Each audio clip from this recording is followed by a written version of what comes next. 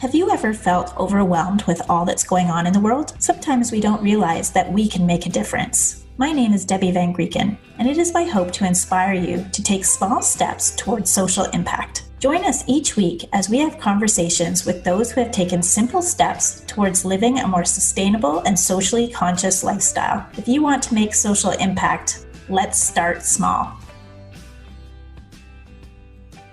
The Small Steps podcast is proudly sponsored by Moya Shea Products. As a listener, enjoy 15% off your online purchase. Use code SMALLSTEPS15 at checkout. At Moya, we believe in people helping people. Supporting the local and global communities that help our organization succeed is very important to us. We apply a fair trade framework when purchasing raw materials, supporting farmers and families. Thinking global and acting local, Moya works with organizations to better the lives of children through education and fair trade. Are you looking for the best moisturizer for beautiful, healthy, glowing skin? Our Shea products are superb moisturizers and have exceptional healing properties for those suffering from skin issues. Check out these products and our wellness line at moyasheabutter.com. Welcome back to the Start Small podcast. I'm your host, Debbie Van Grieken, and today I'm talking to Stepahnie Jackson. Stepahnie is an integrative health practitioner and the owner and founder of a root cause wellness practice, The Freedom to Live, located in Niagara, Canada, specializing in nutrition, lifestyle, and functional blood chemistry. She helps people work on taking small daily steps with their health and over time have a positive accumulation effect on longevity, energy, mood, and overall well-being. Over the last few years, Stepahnie has started homeschooling her children while adopting an urban homestead life, blending traditional homesteading values in a modern suburban setting. Please welcome Stepahnie. Hi, Stepahnie. Welcome to the show. Hi, Debbie. How are you? Good. It's so great to have you here. You're actually in my neck of the woods in Southern Ontario, and we have met in person many times. What I actually love is this is kind of a full circle moment for us because you had me as a guest on your podcast, and it was my very first podcast interview ever, discussing, the benefits of natural products in your routine and discussing my business Moya. And then here we are several years later, and I'm actually hosting a podcast and talking to you. That's so funny how you said full circle, because for me, it's very surreal as a full circle exactly for me too, because I don't know if you remember, but I used to do these workshops and it was down in Holland and I had prepared this workshop about healthy lifestyle and I had one person show up and that was you. Yes. And so, yeah, it's been quite the journey of filling in some of those blanks, but it's an interesting full circle experience where those same principles in that same workshop are still the same principles today. Yeah, absolutely. I don't know how many years later. It's incredible. So, and, I use a lot of the tools that I got in that workshop for sure still today, and love watching you on Instagram and following your stories. I absolutely love the name of your, your business or your kind of whole motto here is the freedom to live. It just encompasses so much. And I know my first question is a doozy. It's a big one. And I know we could probably talk about just this one question for the entire day, but I really want you to share with us a bit of your journey and how you got started in this, because you've really, it has been a journey because it didn't necessarily start off the way that it's kind of going, where you are now really looking at a more sustainable lifestyle and taking small steps to really make big impact in your life. So kind of talk to us about where you started and how it kind of evolved into this. Yeah, absolutely. So it's interesting that you say that, because it has been really a journey of patience and leaning in, and just like how you mentioned when we spoke before the interview, of standing strong to those values and just staying strong with those core values. And my journey, even before I kind of got into this, I was always that social justice warrior. So things were really important to me, justice and, the world and all the issues of the world, things like zero waste, long story short, I had a number of crossroads in my life, my personal life, that led me towards more of the health and sustainable living way of life. So in my previous career, I was actually a teacher. I lived abroad. I was an English language teacher. I worked, had a very professional career, a director of a school in Toronto, just living kind of that picket fence lifestyle, the family, the picket fence, the house, the job, all of the things. But I really struggled more on the side of mental health. So on the surface, I could hold it together, but inside, I had a lot of anxiety and depression, anger, frustration, and it just would blow up. There'd be these little but big stints of blow up, and eventually, it just really did the bottom fall out. And that's what led me to picking up the pieces little by little to start to live in a way where my inside body was telling me one thing, but the outside world was telling me a whole different story. It just didn't fit. So my inside was telling me, well, I'm going to start eating well. I'm going to start going to the gym for the first time in my life, which is mid 30s, trying to fix myself, right? A lot of it too, the motivation is on the outside. So I struggled with weight, being underweight. I had a lot of skin issues growing up, severe acne, all of these kind of things, which was like, okay, well, I'll just fix the outside of how I look. But what happens is that I started mentally feeling better when I started cleaning up my water, cleaning up my food, going towards more of again, a zero waste lifestyle. So this was eating less of the processed packaged foods. Right. So all those little seeds that were planted earlier on in my life were kind of like, oh yeah, this aligns with my value system, but I didn't quite have it totally together. So little by little, it was just a process of going back to school, then formally learning these things, making a new career and a new path out of this with my life. And that's where it just started to evolve. And then with the shutdown of the world, that's where it took the next step towards more of the sustainable living. And I always think back to my 101 great Russian Ukrainian grandmother, who was kind of the outlier of our family. And she was an urban homesteader. She had this suburban yard in North Bay. She came over in her 20s to Canada and was in North Bay. So the climate was very similar, right? And that's where emerging these older traditional values or just way of life, where she would work with her yard. She worked with what she had. She had a massive garden. She did pickling and grew her own food and would store everything over the winter. And it's always this running joke in our family where she felt bad for the recycling truck. So she would put one little tin can out at the end of her driveway. Because she wanted to put something out for them to collect, because she just lived a very resourceful, sustainable life. And I have her DNA. There's that seed as a child. Even though we didn't have a big relationship, I maybe saw her 3 times in my life. There's just something about those breadcrumb stories that it had an impact in my life today. So it's kind of that, again, that full circle story of here I am in my urban home, suburban yard, putting in a garden and living a more sustainable life, living zero waste, trying to grow food.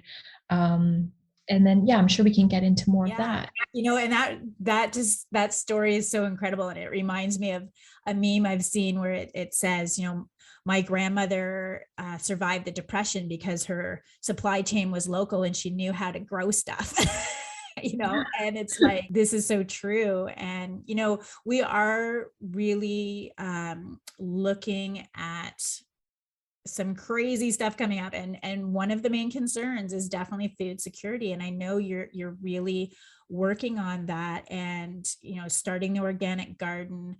You're doing everything from microgreens to vegetables. Tell us what your process is kind of like, because I've seen pictures, I've seen some video clips, and It's kind of cool. You've got stuff growing inside your house. You've got, you're looking at preserving things and canning and all this stuff. So tell us kind of what you're doing and how you kind of got started in that. Yes, absolutely. So I want to say that I was never really into, so a big part of my practice is all about stress and fear and anxiety, right? Going back to that, my own story of the mental health journey. So I always wanted to say that for the top, one of my top values is health. So I never prepare food or work on food security from a place of panic, anxiety, fear. And that's what we can see too a lot of. And you have to take this with a grain of salt because we see a lot of the prepping movement and it's very fear driven and fear mongering and coming from a place of lack, coming from a place of shortage. So why I got into this, the number one reason is for the health of it. It's Right. really about health. So what I would see over time is, and you're into the, taking care of your whole supply chain. Mm-hmm. What I would see is, for example, if I go back to one of the main ingredients of food and food processing is water. Right. So what kind of water is in those cans? What kind of right. So it's just been a process of controlling more of that supply chain. So I started with doing things like sprouting and microgreens. It's probably the easiest way to get started growing something from seeds. So doing things like microgreens, looking at my what makes sense for me. So I can't necessarily, I've got a lot of balls in the air juggling a lot of things. So I don't plan on really having a farm. I don't plan on doing the traditional kind of homesteading lifestyle because I don't think that would feasibly work with me.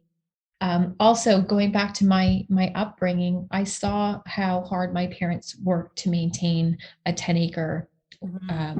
land. It wasn't a farm, but my grandmother was a farmer, my aunt was a farmer, and I would work on the farms and I would do farm chores. So I saw what was involved in farming per se. And it's not always what we think. There's a glamorous side of that. And I really just kind of merged that, my 101 great grandmother story, with the reality of what it would take to actually, produce a large scale amount of food. And that's where we can see this movement of urban farming. And that's what just really interests me. So doing small things like what makes sense for me is growing greens is very easy. Growing my salad, Mm-hmm. a few varieties of tomatoes, cucumbers, a lot of greens, a lot of those cold hardy greens like kale it's very easy to grow. They're kind of no fail crops. Right. Same thing with herbs. We can put in a herb garden and do things like mint and lemon balm that just spread. And once you get them established, they come back every year. So that's actually what I'm planning this year to put in my front yard, is to have a whole bunch of perennials that once I get them established, it's laissez-faire. I don't have to be out there toiling and being playing farmer in my yard, where I can make things like teas and tinctures and infusions and work on things like my own medicine cabinet. So really doing what works and knowing what I can outsource, because it's not about doing everything yourself. So getting things like shares in local farms where they are the ones growing my carrots and my root vegetables, my potatoes, all of those things, or melons that take up a lot of space and use a lot of resources. So starting small, it's about working with what you have. And I'm the kind of person that there is no excuse. So I look also at examples of indoor gardening. I have a tower.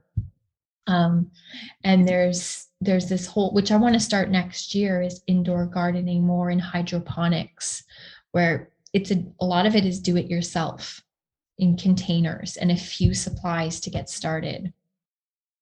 I love that. And it's so, you bring up a really excellent point in that it can be small, and you can do this in apartments and in houses in the city. And, it doesn't have to be a farm, and it doesn't have to be that you're growing everything. You can really hone in on, the vegetables and herbs and things that you actually use all the time, and then supplement in with the CSA or CSA boxes.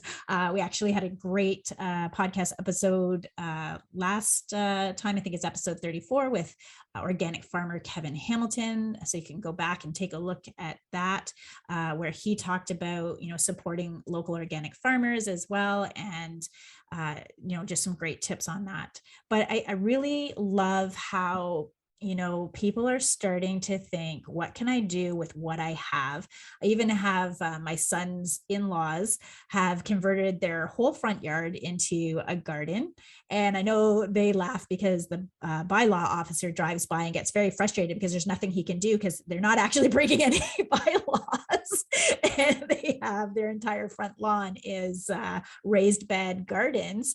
And they have these wonderful inspirational signs. They have a big chalkboard on the front of their house, and they put inspirational messages up to their neighbors, and they, offer some of their vegetables to their neighbors as well. And it's just so incredible because, these are things that we can do. And although they are small steps, they have huge impact. And like you said, this is about health. This is about, bringing it down to our core values and bringing it down to, you talk about these root causes. So these root causes of disease, these root causes of illness. Well, there's really it comes down to a big part of what are we putting in and on our body, right? So these are amazing tips that you're giving, and it's awesome. And I know that, you're raising 2 kids. As a mother, I know how hard it is. I have 5 sons of my own, and I really struggled with education and what my kids were learning. And there was a time where I really felt that the public system was failing my kids, especially boys. And I felt like I needed to take them out of the system. We needed a break. I was very privileged in the sense that I was able to homeschool for a short period of time. We only did it for about a year. And then we chose Christian schools at the time and put them back into the system, but felt like we, just could work on some of those things that they needed that weren't necessarily getting. And homeschooling is so different now. It's changing all the time. And I love watching what you're doing with your kids. Maybe you can share with us. A lot of people really are looking for alternatives, but they're scared. Like, is it something that they can do? Is it something that is feasible? Many times there's working outside of the home parents, and how can you balance all of that? Is it even an option? And both my husband and I were working at the time. I was a librarian. My husband had an office job.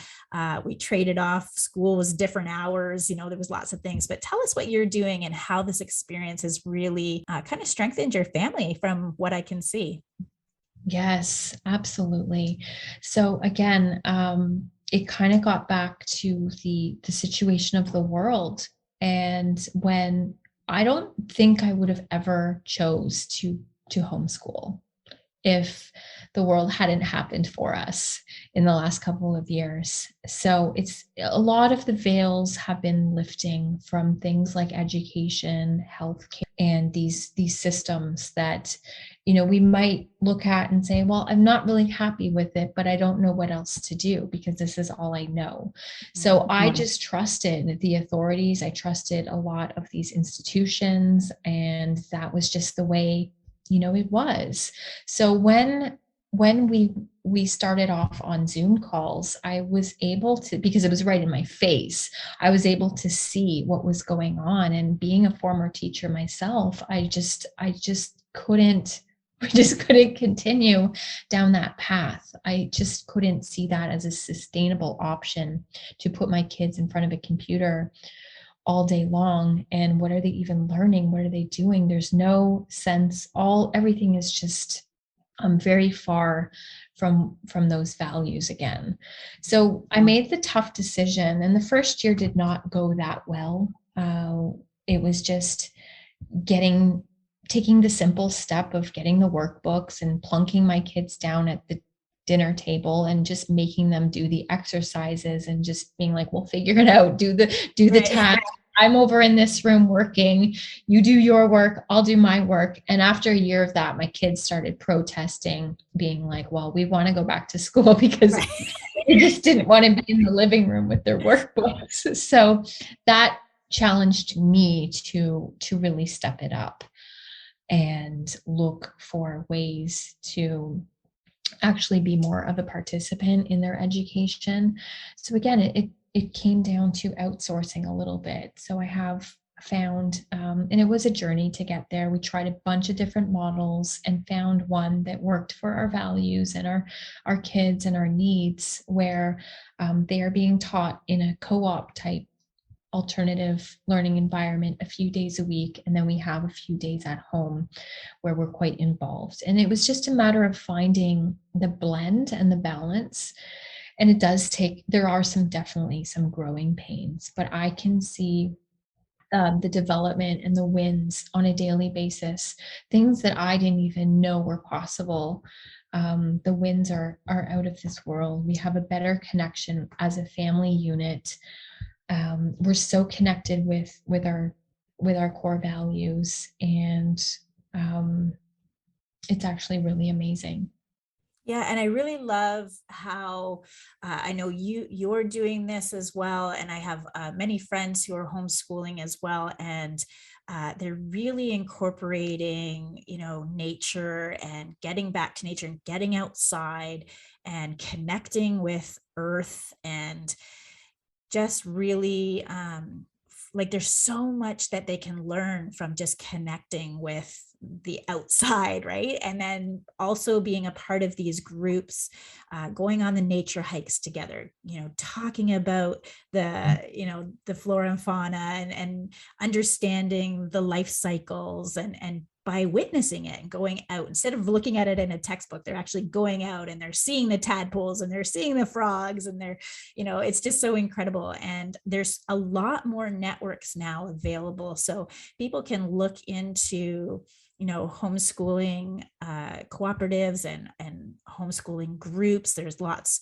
available. You can connect through Facebook, and you can connect through different community centers and things, and they have activities so that you can join a gym class at a local center or church and have basketball and all those kinds of things. So kids are really not missing out on that social aspect. I know that was one of the biggest things when I was homeschooling and pulled my kids out. I got a lot of flack from family and friends. Oh, your kids are not going to be social. They're not going to be socialized. I'm like, my kids are probably more socialized now than they were in the class. But yeah, definitely there's a lot more opportunities, a lot more available for homeschoolers. I'm going to make sure that we put some stuff in the show notes for people if they want to connect. We can maybe, I know, we're just one area, but you can look in your own area for similar types of programs. I want to just switch gears a little bit. We're talking about,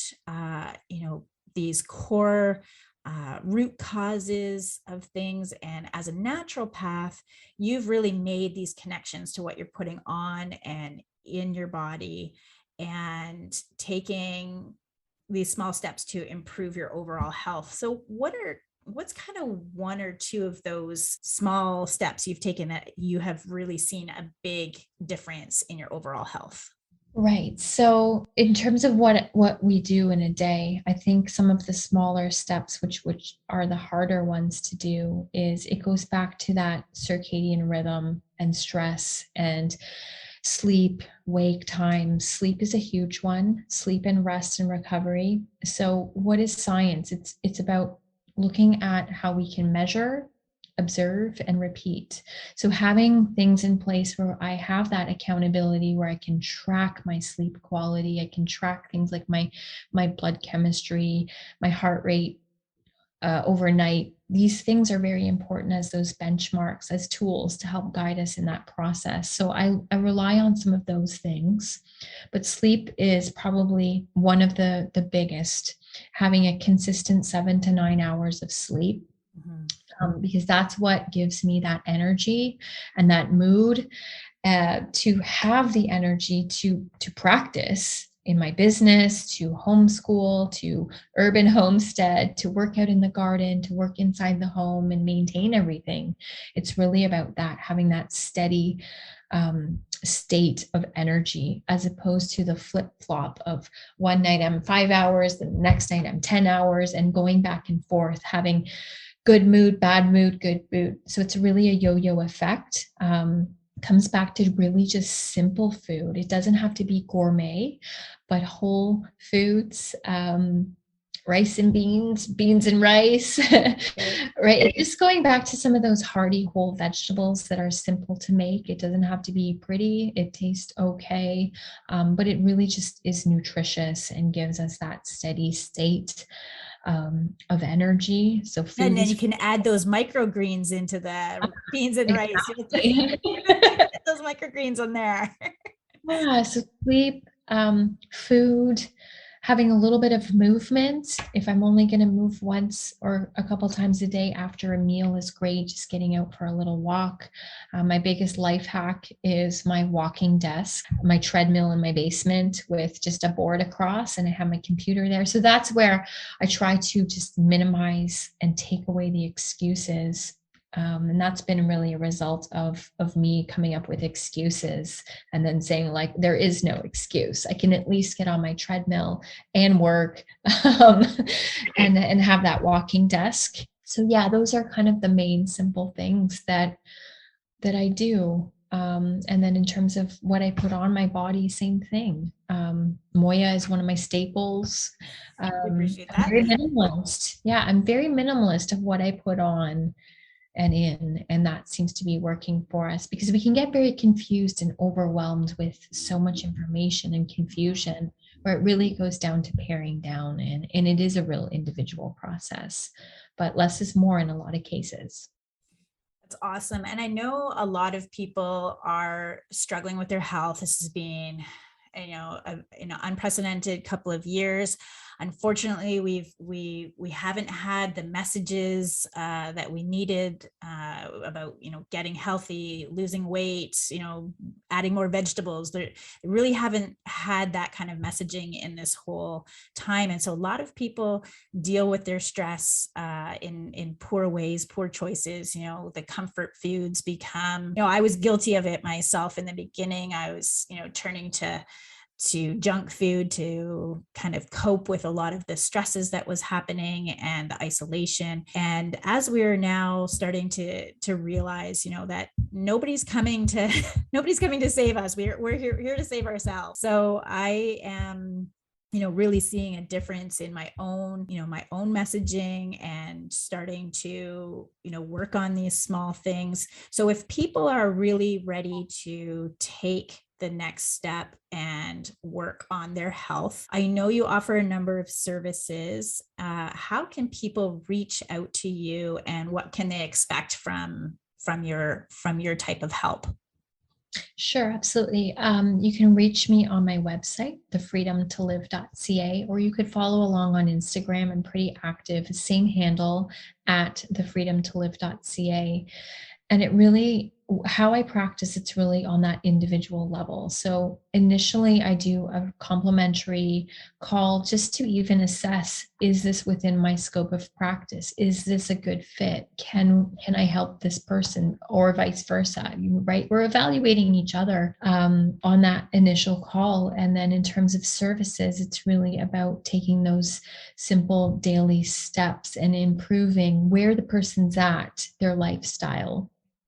the nutrition, and we can measure some of those things in blood work. That's kind of, I've simplified. I used to do a lot more of the higher level functional medicine lab testing, but sometimes that information is too high level, and we don't want to miss any of those foundations, those basics. And I call it basic, but it's really not. It's very in-depth look at the biochemistry of what's going on, and that's where we can start that conversation and start to look at those root causes and look at those symptoms and those pathways of dis-ease, and how it starts and where it can travel, and to say that we can start to manage those things. A lot of it has to do with stress. People don't realize, and it's not just the mental, emotional stress, it's the physical stress. So it goes back to the chemicals that are our environment,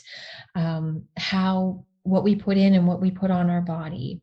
Just really taking an inventory of all of that and how it can start to show up in those vital organ systems and in our health. We're seeing a lot of dysfunction right now in heart health, cardiovascular, liver health, gallbladder. These main organ systems, they get stressed out. So what are the things, having that inventory of things that we're doing in our life, things that we're putting on, our thoughts. There's really those root causes that we can start to have that dialogue. That's awesome. And I really think that there's so many people who will benefit from your services. I know that my family, my husband and I have both reached out to you at various times, and, definitely, again, just bringing it down to those root causes and figuring out, how do we deal with stress?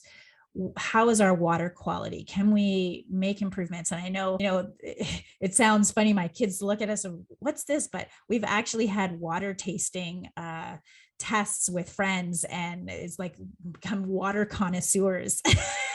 And they can tell like which one is okay. This one's an RO. This one's a copper vessel. This one's got shungite. It's been through shungite. I mean, we've got it all. So, but really, it sounds funny, but when you give your body good quality hydration and good quality food and good quality exercise, it's incredible what the body will reward you with. So, but yeah, there is a lot of things that need to happen, and I'm glad that you have some expertise and some willingness to guide others through this journey. And so I want to thank you so much for the time that you've given us today. I'm going to make sure all of your information is linked in the show notes for people to reach out to you. And I really encourage you to follow Stepahnie on Instagram.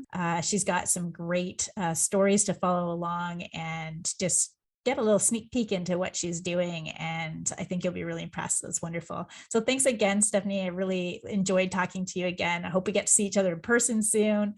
And just thanks for everything you're doing. Thanks so much, Debbie. It's always a pleasure. And likewise, can't wait to meet up soon. Thank you so much. Thanks. Thank you for listening to Start Small. I hope you enjoyed today's episode and found a small step you can take today. Make sure you share it with a friend. And if you have not done so yet, make sure you hit the subscribe button. And if you are enjoying this podcast, consider taking a moment and leaving us an honest review in your Apple podcasting app, so more people can be inspired to take small steps towards social impact.